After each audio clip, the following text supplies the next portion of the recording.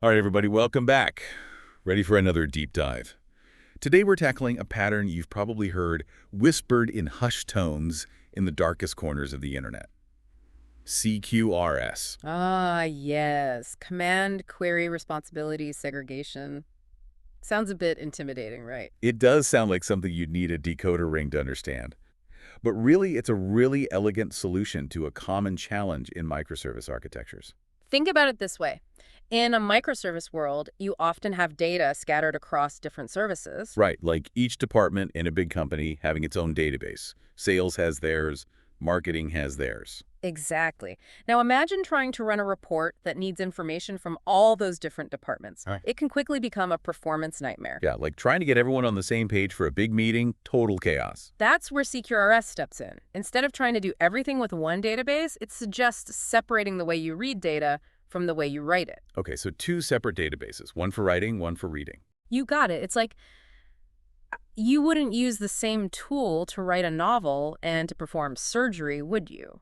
Definitely not. I'd probably end up with a very messy manuscript or a very confused surgeon. Exactly. CQRS is about using the right tool for the job. You have one database that's highly optimized for writing data and a separate one that's fine-tuned for reading it. So instead of one giant Swiss Army knife, we're talking about a dedicated scalpel for writing and a high-powered magnifying glass for reading. Precisely. I like it. So how does this separation actually play out in a real-world system? I mean, isn't managing two databases more complicated? Well, yes and no. It does add some complexity, but the benefits can be huge, especially when you're dealing with a lot of read requests. Okay, so walk me through this. Let's say I have a web application where users are constantly reading and writing data. How would CQRS make a difference? Imagine you're building an e-commerce site. You have customers browsing products, placing orders, updating their information, all while you're trying to run analytics and generate reports on user behavior. Right. It sounds like a lot for one database to handle efficiently. Exactly. With CQRS, all those write requests, adding products, placing orders, updating profiles, they all go to your write-optimized database. Okay, so far so good. What about all the reading? Now, here's where it gets interesting. Instead of hitting that same write database with all your read requests, you have a separate read-optimized database. And this database is specifically designed to handle those complex queries for things like product recommendations, sales reports, user analytics, you name it. So it's like having a dedicated research team that constantly updates a summarized report for you, even as new data pours in from all corners of the company. Exactly. And because this view database, as it's often called, is tailored for specific queries, it can be incredibly efficient.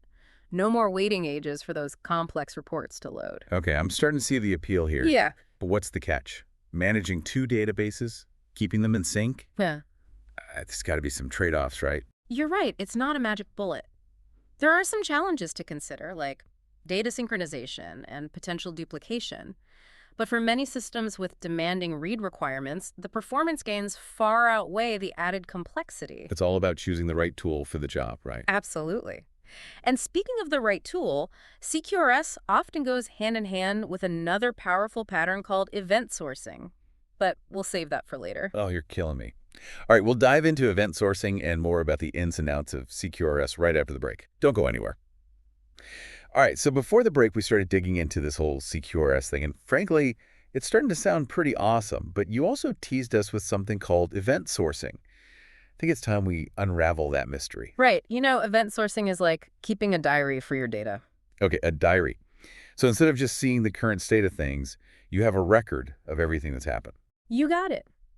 Imagine, instead of just storing the current state of your data, you kept a log of every single change that ever happened. It's like a detailed history of every action taken in your system. So like a timeline of every edit, every update, everything that led to that final result. Precisely. Instead of overwriting old data with new updates, you're essentially creating an append-only log of every event. Okay, I'm intrigued, but why is this so valuable? I mean, who needs to remember every little change? Well, for starters, it gives you an incredible audit trail. Imagine you're trying to track down a bug or figure out why a customer's order was canceled. With event sourcing, you can literally rewind the event log and see exactly what happened step by step. Oh, wow, so you can actually replay the entire history of an order. That's way cooler than just seeing a canceled status in a database. Right. You can see who initiated the cancellation, when, and even why. It's incredibly powerful for debugging and auditing. That's amazing. And I'm guessing this ties back into CQRS somehow. Absolutely. Remember our read-optimized database. With event sourcing, that read database can be designed to pull information directly from this event log. So instead of just summarizing the current state of the data, it can actually analyze the entire history of events. Exactly. Want to see how a customer's buying habits have changed over the past year? No problem. Need to generate a report on the most common reasons for order cancellations? Piece of cake. So it's like having a time machine for your data. Yeah. You can rewind, replay, and analyze how things have evolved over time. You got it.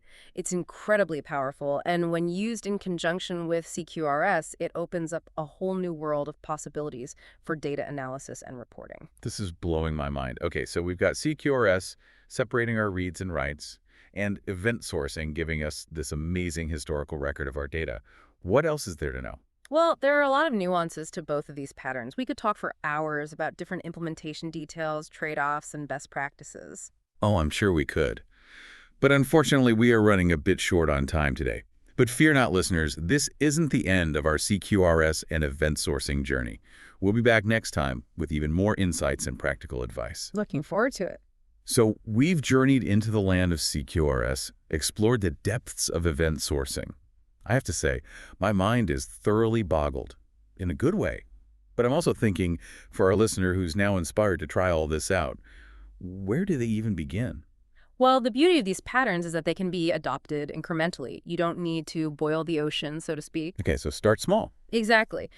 Maybe pick a specific feature or service that would benefit most from improved read performance and try implementing CQRS there first. So dip your toes in the water before diving headfirst into the deep end. Exactly. And there's some great resources out there to guide you.